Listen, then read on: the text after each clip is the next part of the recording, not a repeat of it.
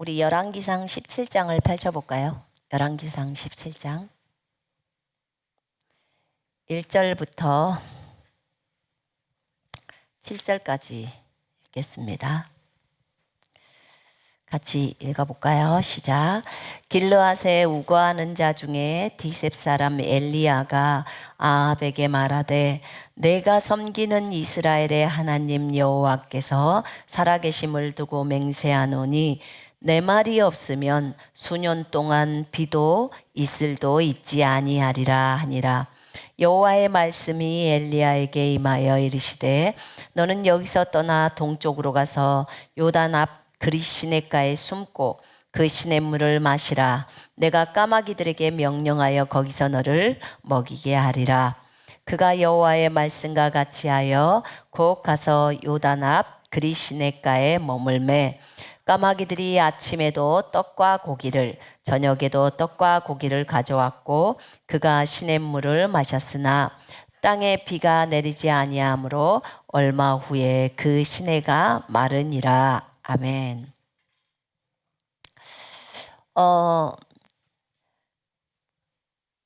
길르앗에 엘리야라는 선지자가 살고 있었습니다. 근데 이 선지자는 그 당시에 아합이 이스라엘의 왕이었는데 그 아합이 굉장히 많이 우상 숭배를 했던 왕입니다. 그런데 그때 이 열왕기상 17장에 보니까 엘리야가 아합에게 그런 말을 합니다. 내가 섬기는 이스라엘의 하나님 여호와께서 그분이 살아계심을 두고 맹세하는데 내 말이 없으면 수년 동안 비도 이슬도 있지 아니하리라 이렇게 말합니다. 여러분 여기서 엘리야는 다른 흠정역이나 다른 성경에 보면 내가 서서 섬기는 하나님, 내가 서서 섬기는 하나님, 또 살아계신 하나님 이렇게 표현을 합니다. 엘리야는 하나님을 서서 섬겼습니다. 그리고 어떤 하나님을 섬겼냐? 살아계신 하나님을 섬겼습니다. 여러분, 섬김을 섬기는 자가 있고요. 섬김을 받는 자가 있습니다. 우리는 하나님을 섬기는 자입니다.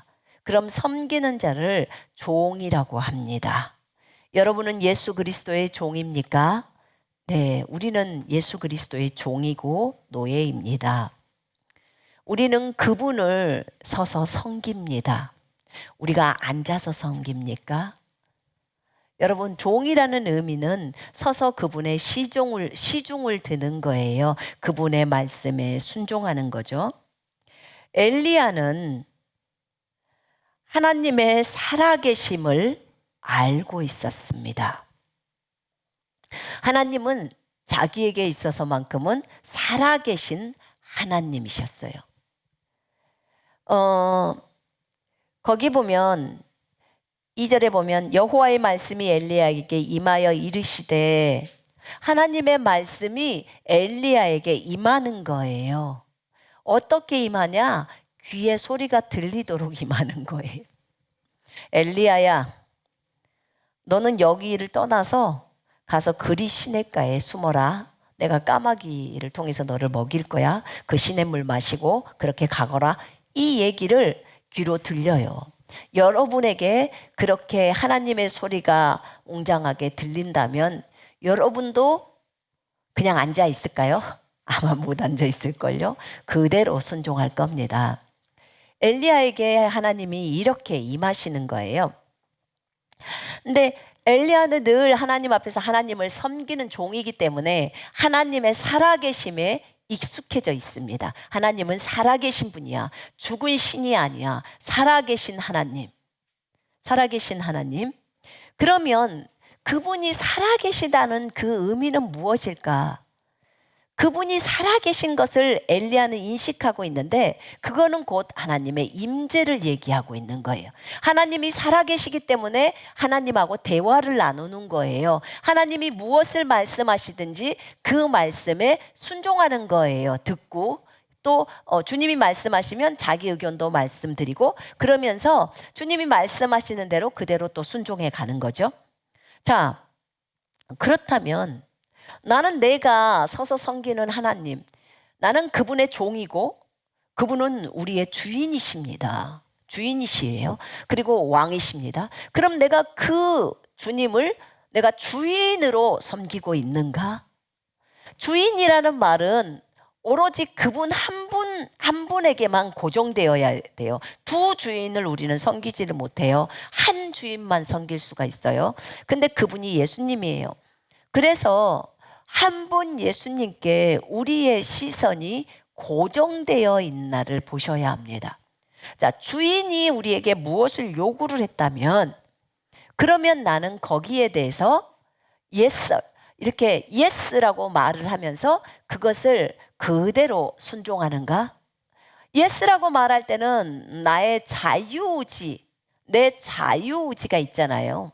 내 자유의지를 하나님의 말씀에 고정을 해서 하나님이 무엇을 말씀하시든지 그것대로 그대로 yes 하고 순종하는 거예요. 그러면 요 사람에게는 적어도 그 부분에 있어서는 예수님이 주인의 역할들을 하시는 거예요. 주인으로 우리가 모시는 거예요. 그런데 주인께서 무엇을 요구를 했는데 no를 했어요. 자기의 자유의지를 가지고 노후를 했다면 그분은 설령 우리 안에 계실지라도 그분은 우리에게 주인으로서의 그 대접을 받지를 못하고 계시는 거예요. 누가 주인이에요? 지가 주인이에요. 내가 주인이다 그 말이에요. 근데 엘리야는 그러지 않았어요. 자기가 주님을 서서 섬겼다고 했어요. 그러면 섬김을 받으시는 그분은 자신의 주인이세요. 그래서 우리가 우리 자신을 돌아보자 그 말이에요. 우리는 예수님을 그렇게 주인으로 모시고 사나? 그 주인이 그런 말을 하지 말라면 그런 말을 안 하는가? 그 주인이 무엇을 하라고 하면 나는 그대로 하는가? 이걸 돌아봐야 해요. 엘리야를 통해서 제가 배우는 것은 27장을 읽으면서 배우는 것은 엘리야는 참으로 주님을 주인으로 잘 모시고 살았구나.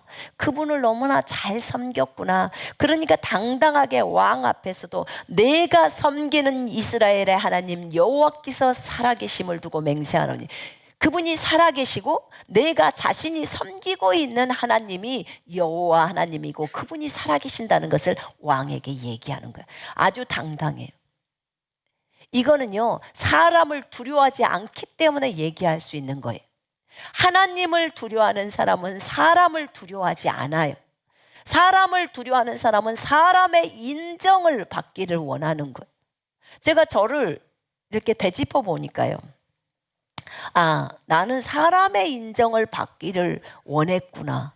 인정을 받고자 원하는 것이 참 많았구나.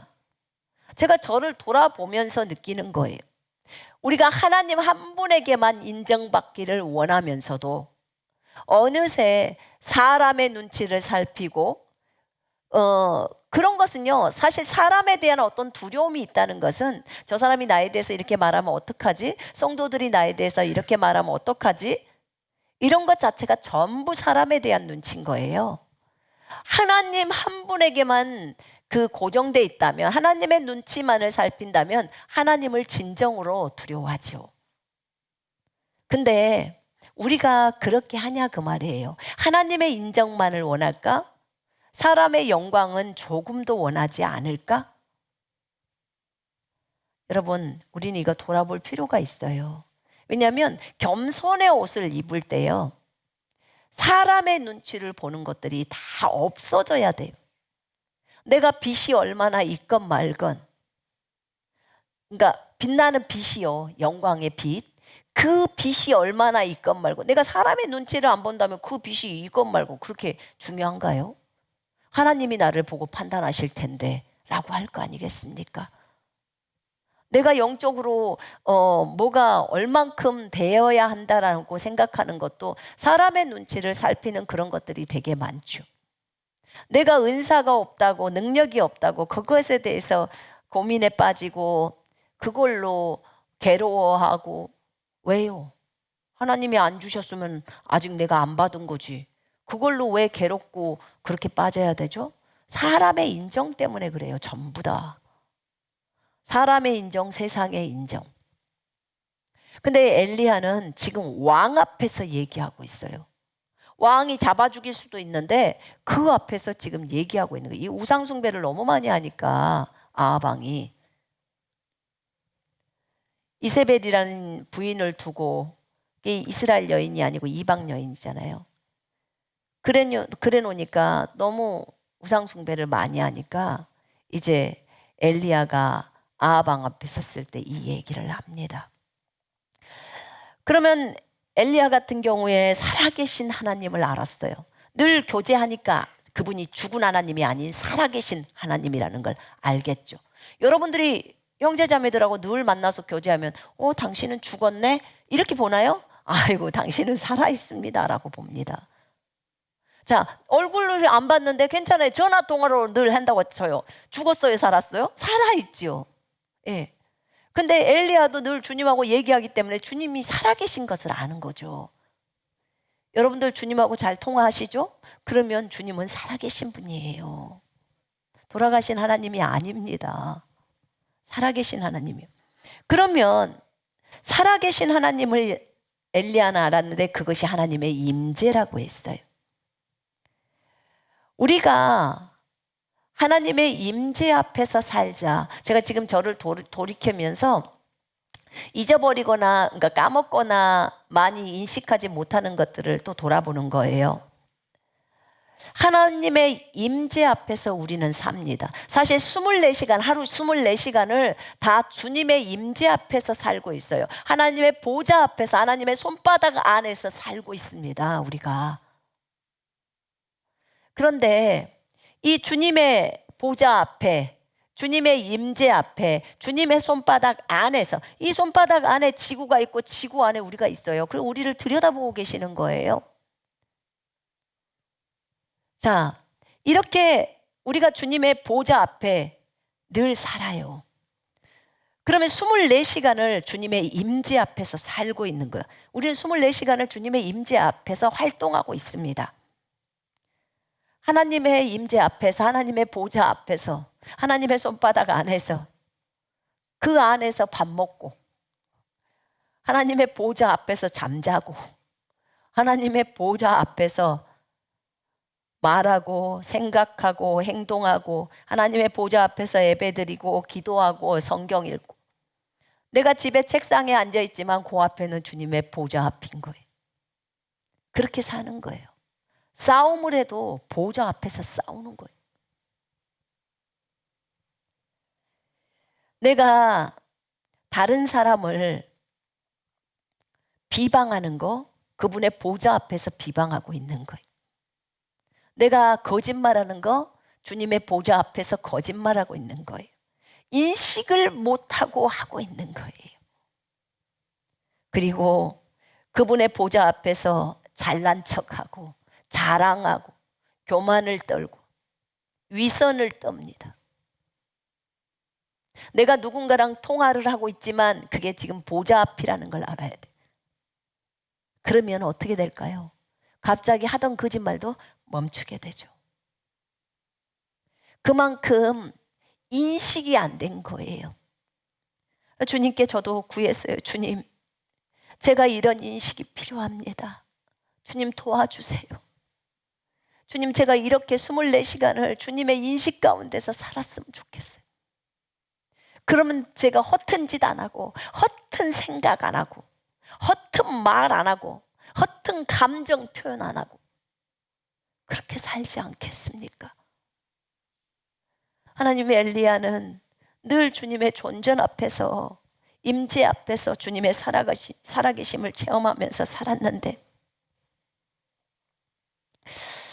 우리는 하나님을 두려워하는 것이 아니라 사람을 두려워하고 세상을 두려워하고 마귀를 두려워하고 질병을 두려워하고 환경을 두려워하고 사람의 인정을 받으려고 하고 이것들 다 버려야겠습니다. 하나님 다 버려야 돼요. 진리를 따라서 그 진리를 믿고 말하라고 주님이 하셨는데 그 진리를 따라 생각하라고 했고 그 진리를 따라 행동하라고 했는데 내 안에 계신 분이 저 세상에 있는 마귀보다도 질병보다도 환경보다도 저 세상보다도 크다고 하시는데 내 안에 계신 주님이 크다고 생각할 때는 한 개도 두렵지 않아요. 세상에 있는 어떤 것도 질병도 하나도 안 두려워요. 어떤 게 와도 내 안에 계신 주님이 크다고 생각할 때는 이렇게 딱 생각을 갖고 있을 때 이런 확신 가운데 있을 때는 어떤 문제가 다가와도 그것이 더 이상 내게 두려움이 되질 않아요. 그런데 내 안에 계신 그리스도가 여전히 계시는데도 불구하고 내가 확신이 부족하거나 그 다음에 내 안에 계신 그리스도가 내게 작게 느껴지고 세상의 문제는 너무 크게 느껴지는 거예요. 세상의 질병은 너무 크게 느껴지고 마귀가 너무 크게 느껴지고 환경이 너무 크게 느껴지는 거예요. 사람들의 말이 너무 크게 느껴져요. 이럴 때는 완전히 육신적이 되어 있는 거예요. 여러분 이럴 때 우리는 기억해야 돼요. 내가 진리대로 지금 생각하고 있지를 못하고 있구나. 진리를 따라서 말하지 못하고 있구나. 진리를 못 믿고 있구나. 하나님의 말씀을 온전히 그 말씀의 의미대로 못 믿고 있구나. 여러분, 하나님은 우리에게 이미 전쟁을 치를 수 있도록 무기를 주셨어요. 이 무기는 핵폭탄보다도 더 큰 무기예요. 그 무기는 하나님의 말씀이에요. 하나님의 말씀이라는 이 엄청나게 큰 무기를 우리에게 주셨어요. 우리는 영적 전쟁이 터지면 이 무기를 들죠. 그 들을 때 반드시 조건이 붙어요. 그 무기에 해당되는 그 말씀을 먼저 믿어야 돼요. 먼저 믿어야 그 무기가 효과를 발휘하는 거예요. 안 믿고 무기를 들으면 그 무기는 싸울 수 있는 무기가 되지를 못해요. 안 믿으면. 그런데 그 무기를 믿으면, 그 말씀을 믿으면, 말씀이 무기라고 했으니까, 그러면 그 무기는 적군을 다 찔러버릴 수 있는 무기가 되는 거예요. 하나님의 말씀이 곧 하나님이시기 때문에 그렇습니다. 엄청난 거죠. 그 무기를 갖고 싸우는 거예요. 우리가 기도할 때도 하나님 앞에 기도를 할 때 먼저 우리가 무엇을 구할 것인가를 생각을 해야 돼요. 분명하게 내가 무엇을 구할 것인지도 이런 생각도 없이 주님 앞에 기도를 나갑니까? 그래서 분명하게 내가 무엇을 구할 것인지를 생각을 해야 돼요. 그게 돈이면 돈, 건강이면 건강, 지혜면 지혜, 아니면 환경의 변화면 환경의 변화, 가족들이 구원받는 거라면 그거 정확하게 기도의 제목을 가지라는 거예요. 구할 것을 먼저 생각해야 되겠죠. 그 다음에 두 번째는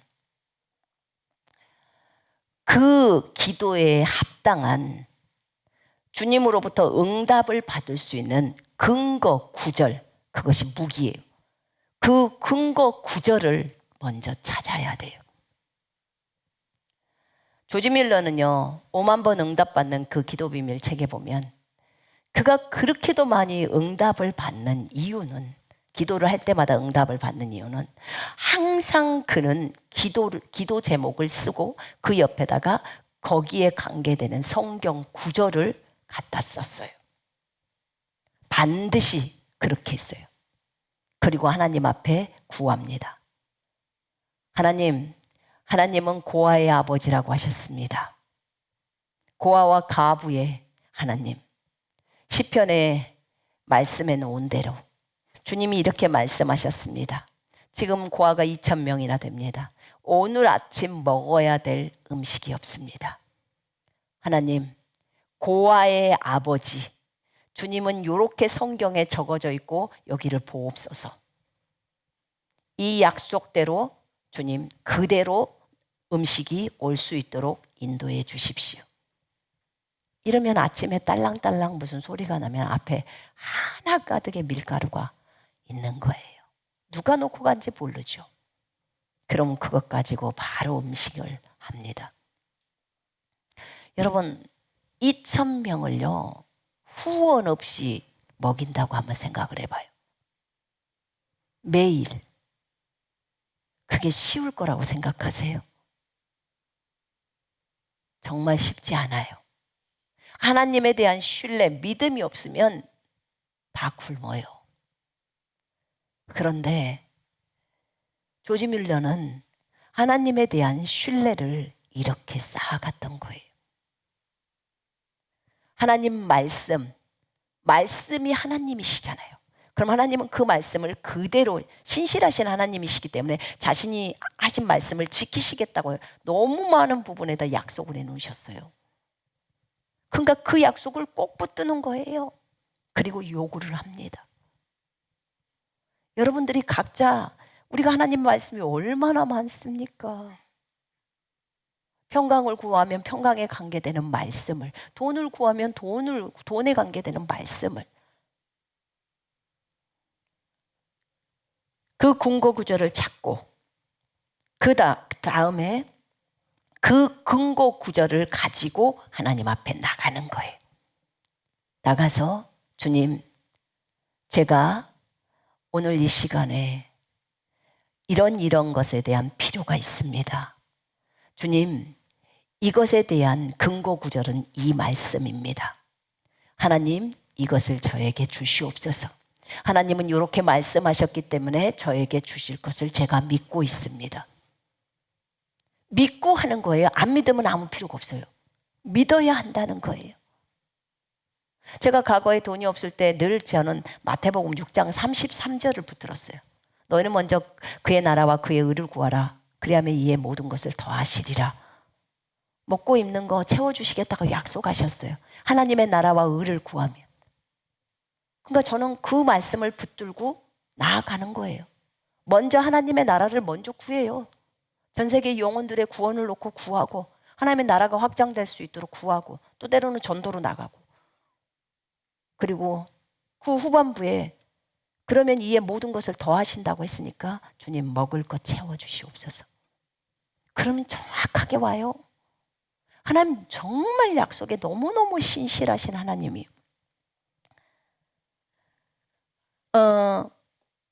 그 말씀이 그 근거 구절이 너무너무 중요해요. 그 말씀을 붙들고 하나님 앞에 나아가되 겸손하게 주님께 구하는 거예요.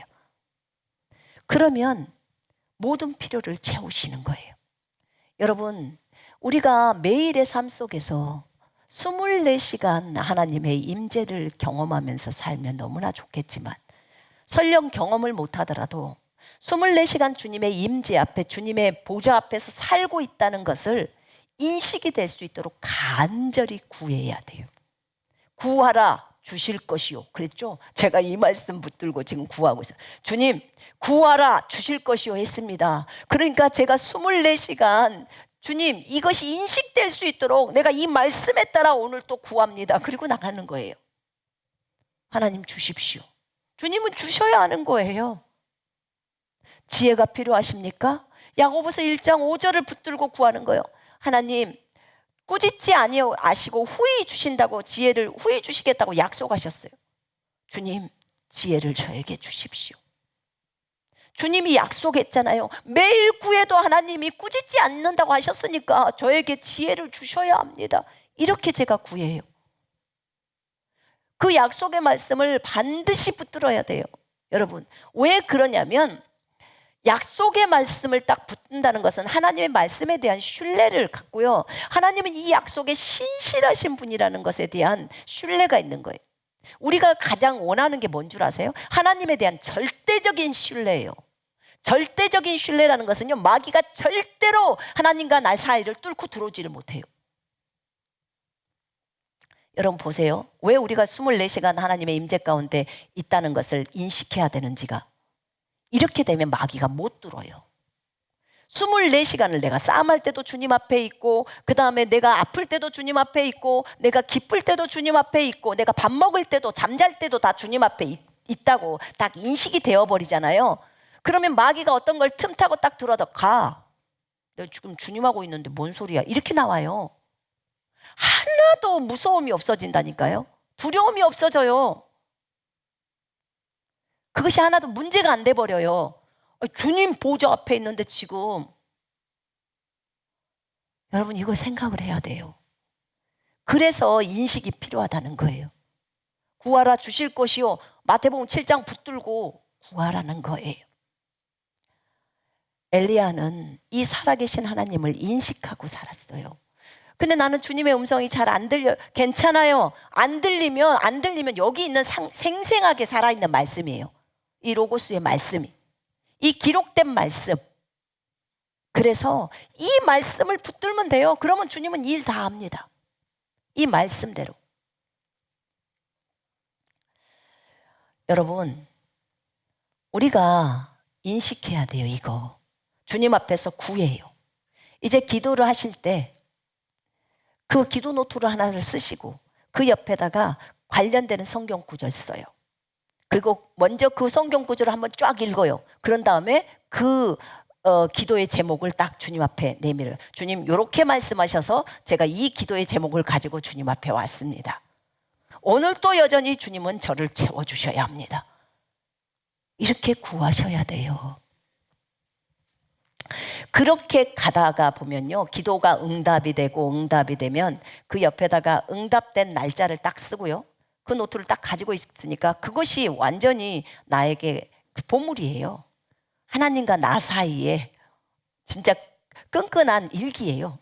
그러니까 하나님이 이때 해주셨지, 주님 감사해요, 이 기도에 대해서 이렇게 응답해 주셔서 감사합니다, 이렇게 말씀을 드리는 거예요. 그러다 보면요, 하나님에 대한 신뢰가 엄청나게 쌓여요. 그러면 하나님에 대해서 쉽게 의심하지 않아요. 혹시 우리 가운데 이거 놓치지 않았을까 싶어요. 그게 다시 돌아가야 돼요. 그 부분으로. 오늘 또 보면 엘리야가, 봐봐요. 엘리야가 말을 해요. 내 말이 없으면 수년 동안 비도 이슬도 있지 않는다고 말해요.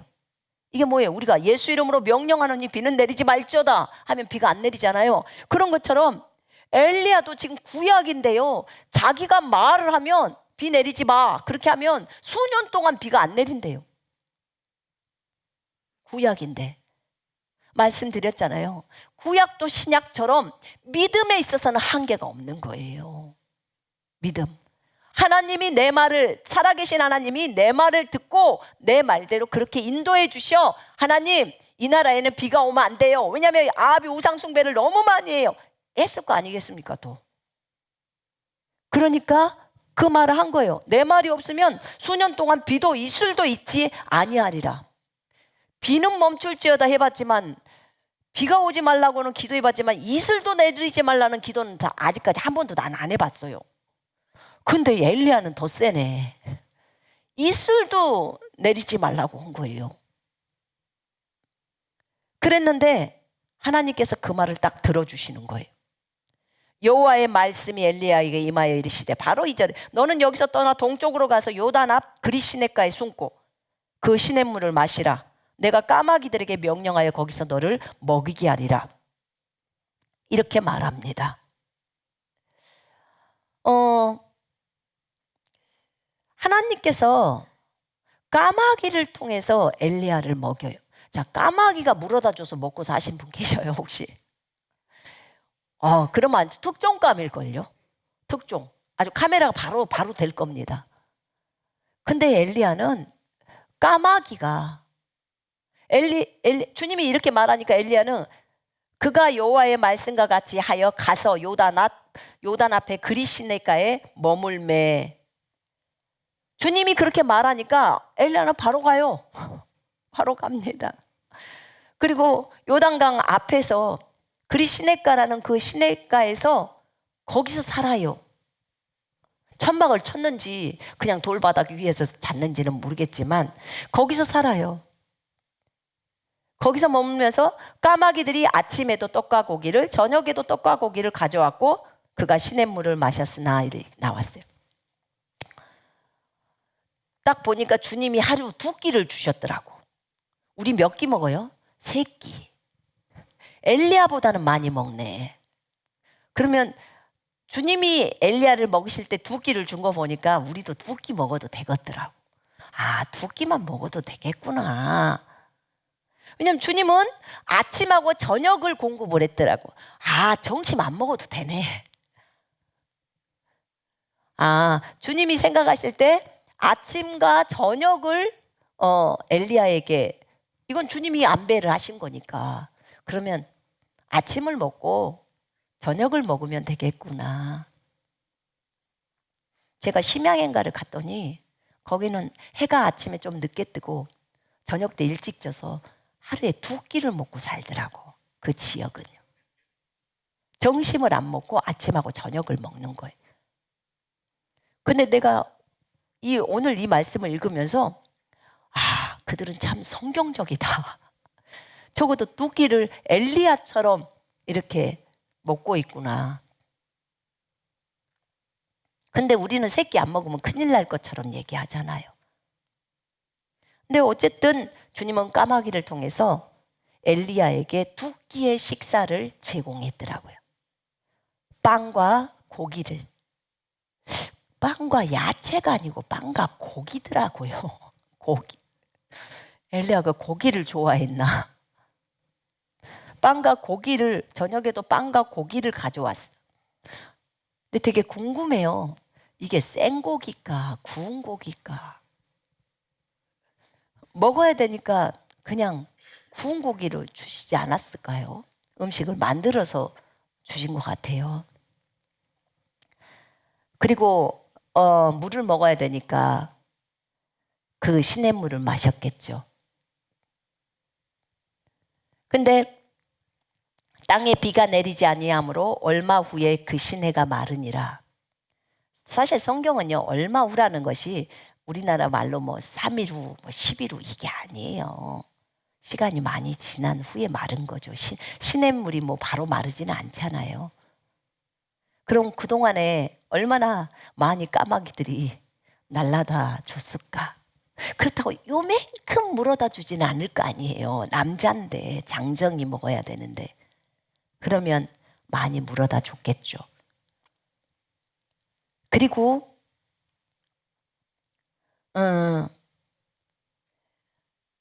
엘리야가 이제 여호와께서 말씀하는 말씀을 듣습니다. 그 시내가 마르니까. 엘리야에게 하나님의 말씀이 이르러요. 너는 일어나서 시돈에 속한 사르밧이라는 곳으로 가서 그곳에 내가 과부에게 이미 얘기해놨다. 너에게 음식을 주게 하려고.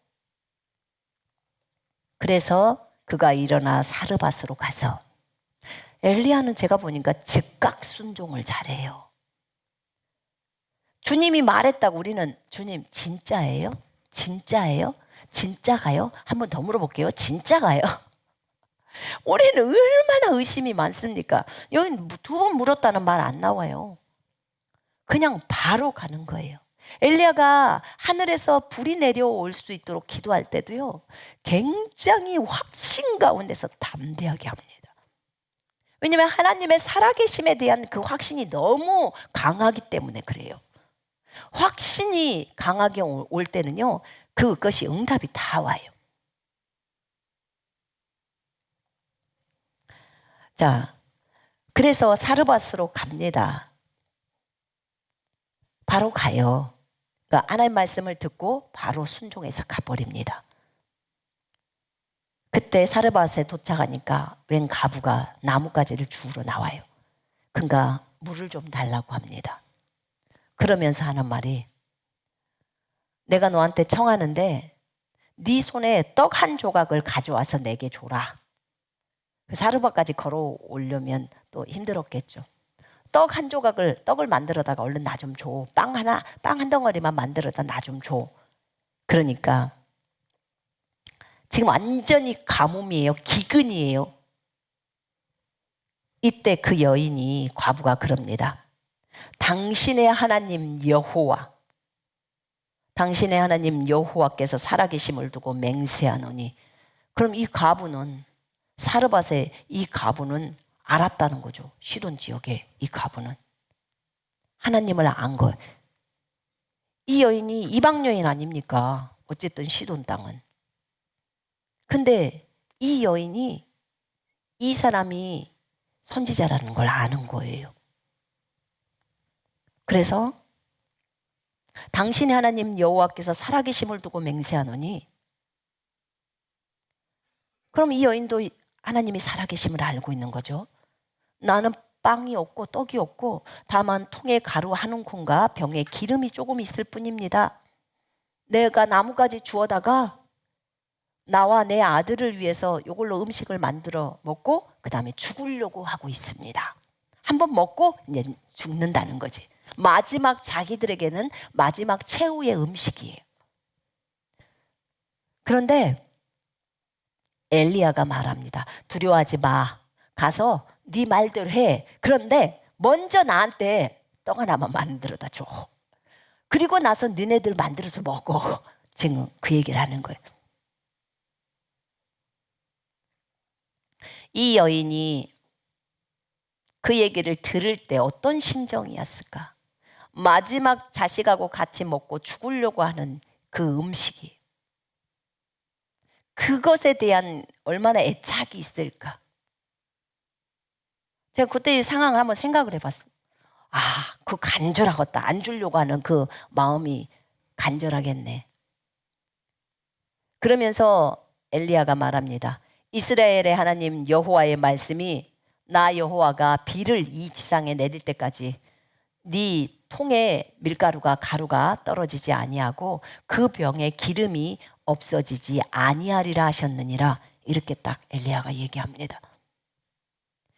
이 말을 그 여인이 들어요. 그 여인이 듣고 그가 가서 엘리야의 말대로 하였더니, 와, 이 여인 진짜 순종의 여인이에요. 진짜 봐보세요. 기근이에요. 자기 희생이 있지 않고서는 이게 될 수가 없는 일이에요. 왜냐면 자기가 먹고 자기 아들이랑 먹고 죽으려고 하는 건데 지금 이 남자한테 먼저 만들어다 갖다 줘야 돼요. 그럼 자기는 못 먹을 수도 있는 거잖아요. 그리고 죽어버릴 수도 있잖아요.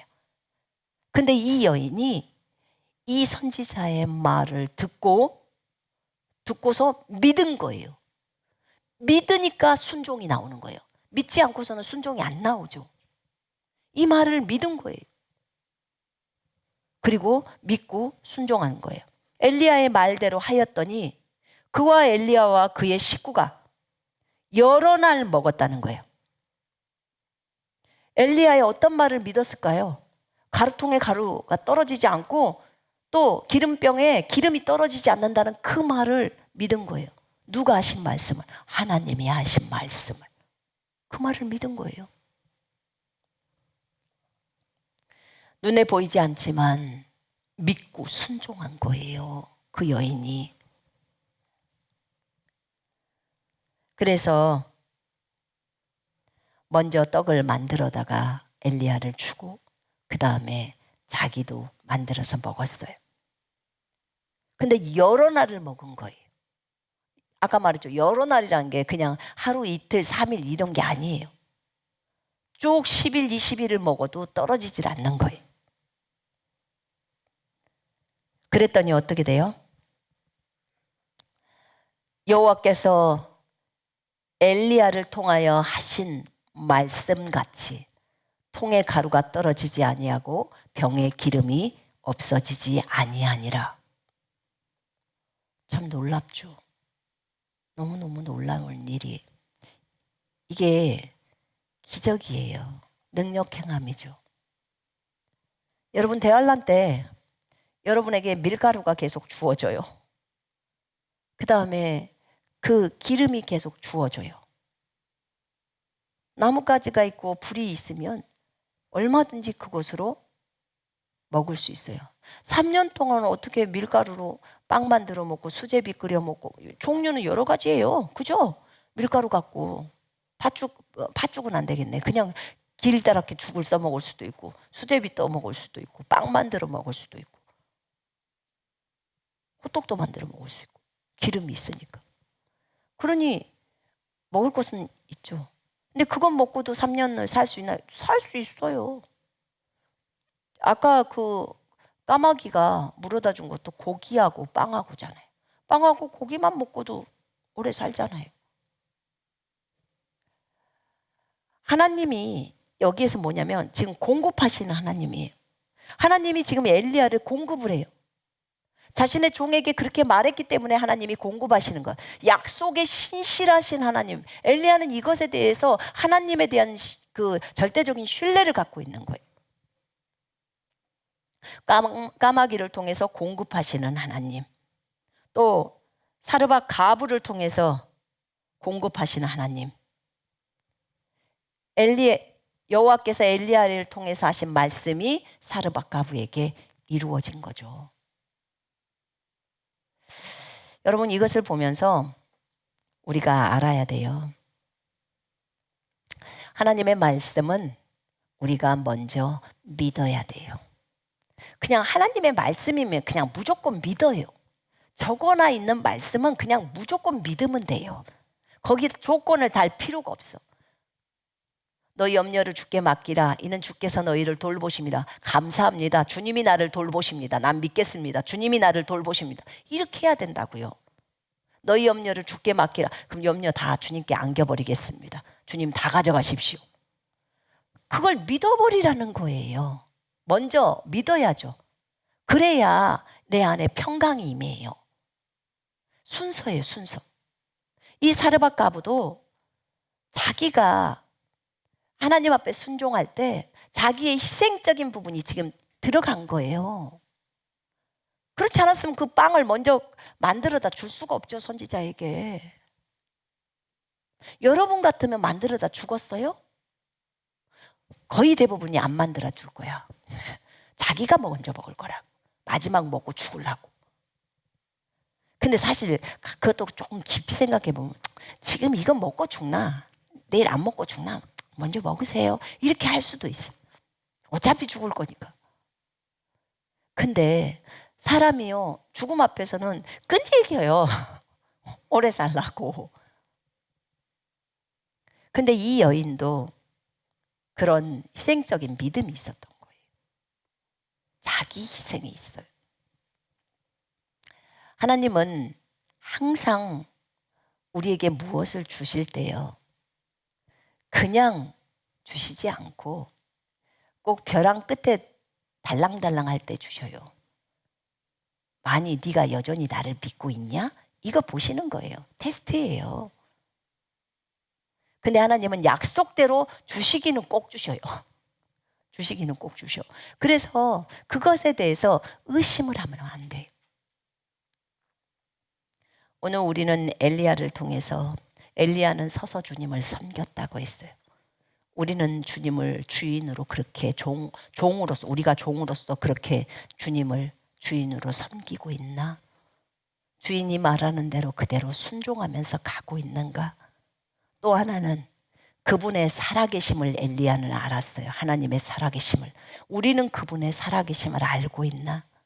날마다 하나님의 보좌 앞에서 24시간을 살면서 그러면서도 전혀 의식을 못하고 인간의 눈에 보이는 대로 생각하고 귀에 들리는 대로 그렇게 삶을 살고 있지는 않는가? 우리 자신을 돌아봐야 돼요. 저도 저 자신을 지금 돌아보고 있어요. 하나님의 임재를 의식하자, 인식하자. 안 되니까 주님 도와주세요. 주님이 저에게 은혜를 베풀어 주세요. 내가 구하옵나니.